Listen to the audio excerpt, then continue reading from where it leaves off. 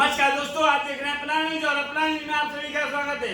अभी मेरी मौजूदगी है मोजिला के अंतर्गत मुंशीपुरा में मैं मौजूद हूँ। मुंशीपुरा के जो है चेयरमैन में जानने का प्रयास करना चाहता हूँ कि सबसे पहले उनका परिचय हो जाए। सबसे पहले आपका परिचय हो जाए सर। क्या परिचय हो जाए? मेरा नाम अर्षद जमाल है जी, चेयरमैन नगर पालिका में। जी।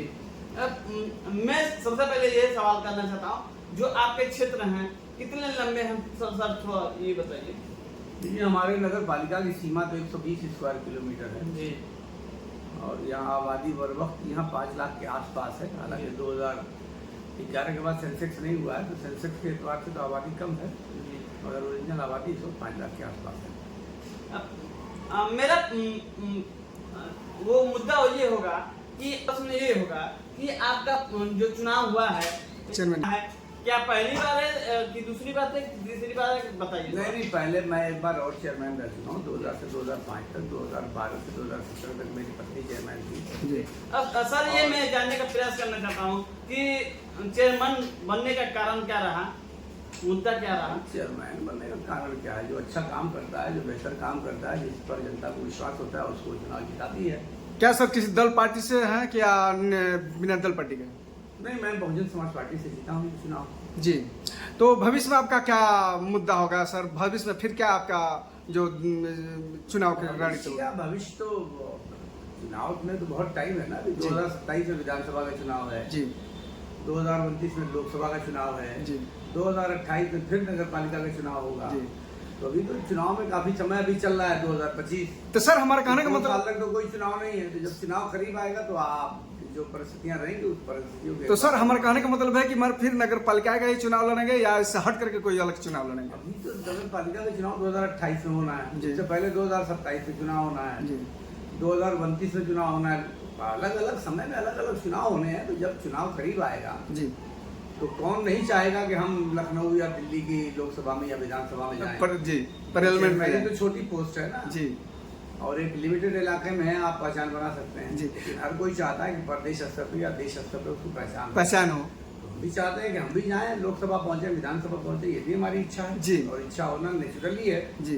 बाकी है कि बाकी तो जनता तय करती है ना ये कब जाना है। आपके चेयरमैन के क्षेत्र में कौन कौन से विकास हुए? थोड़ा सा विकास हमारे दर्शकों को। विकास की कोई गिनती है? कम से कम 400 जगह काम चलता है। थोड़ा सा हमने पेयजल के क्षेत्र में बहुत बड़े पैमाने पर काम किया, सफाई के क्षेत्र में बहुत बड़े पैमाने पर काम किया योजनाबद्ध तरीके से जी।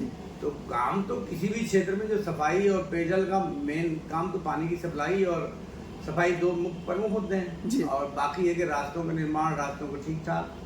आप जाइए हमसे इंटरव्यू करने के बजाय आप जाइए हमारे क्षेत्र की जनता से इंटरव्यू करिए जी। तो उसमें हमारा वादा ये होता है कि बहुत सी जगह कमियां जहां हमारी नजर नहीं पड़ पाती तो आप लोग इंटरव्यू करके ले आते हैं, तो उन कमियां भी वो भी हम लोग देखते हैं, फिर उसको सुधार करते हैं जी जी। तो कौन नेता क्या कर रहा है इसके बारे में सही जानना हो तो आपको जमीन पे उतरना चाहिए जी।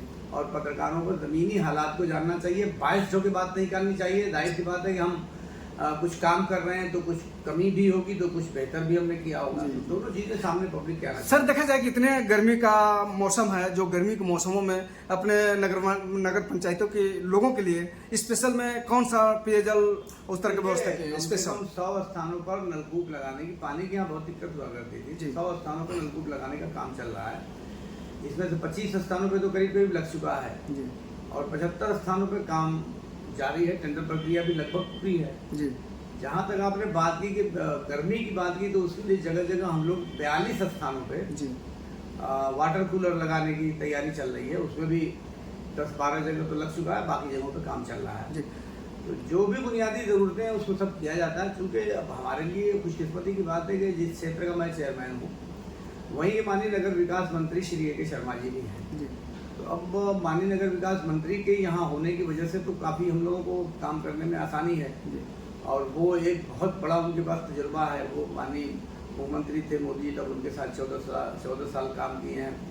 आपके गुजरात में फिर जब प्रधानमंत्री हुए तो उनके साथ भी काम किया। तो उनके पास काम करने का चूँकि बहुत तजुर्बा है और बहुत उनको ढंग है और काम करने की उनमें ललक है, तो हम लोगों को काम करने में यहाँ उनकी वजह से बहुत आसानी है। और इस वजह से बहुत यहाँ का आप देख रहे होंगे तो जो विकास का मऊ में चल रहा है वो शायद आपको पूरे प्रदेश में कहीं ना दिखाई। देखा जाए सर कि जिस दल पार्टी से आप चुनाव लड़े हैं, जीते हुए हैं वर्तमान में, तो फिर यह जो बहुजन समाज पार्टी है पिछले चुनाव में हमने देखा कि पूरे प्रदेश में मात्र एक सीट रहे, तो 2027 में क्या बहुजन समाज पार्टी की तैयारी रहेगी? क्या चुनाव जीतेगी? पार्टी की तैयारी तो है ही है, अभी मीटिंग वोटिंग तो बहन जी करी नहीं है, और पूरी तैयारी है, पूरी मजबूती के साथ पार्टी लड़ेगी चुनाव। तो 2027 में क्या उम्मीदें रखेंगे? क्या जो 300 कुछ सीटें हैं, क्या उस पर पूरे आएगी कि सब गठबंधन करके चुनाव लड़ेंगे? देखिए, अब ये चूंकि गठबंधन का निर्णय तो मानी बहन जी को लेना है ना, ये तो ऊंचे बात है। हम लोग तो छोटे कार्यकर्ता हैं, जी।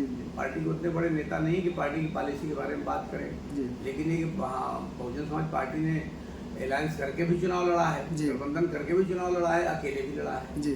तो दोनों नज़ीर मौजूद है, गठबंधन भी कर सकती है पार्टी और नहीं भी कर सकती है। जैसा भी रहेगा पार्टी, अब अगले आगे 2027 में बहुजन समाज पार्टी की सरकार बनानी है उत्तर प्रदेश में, तो इसके लिए हम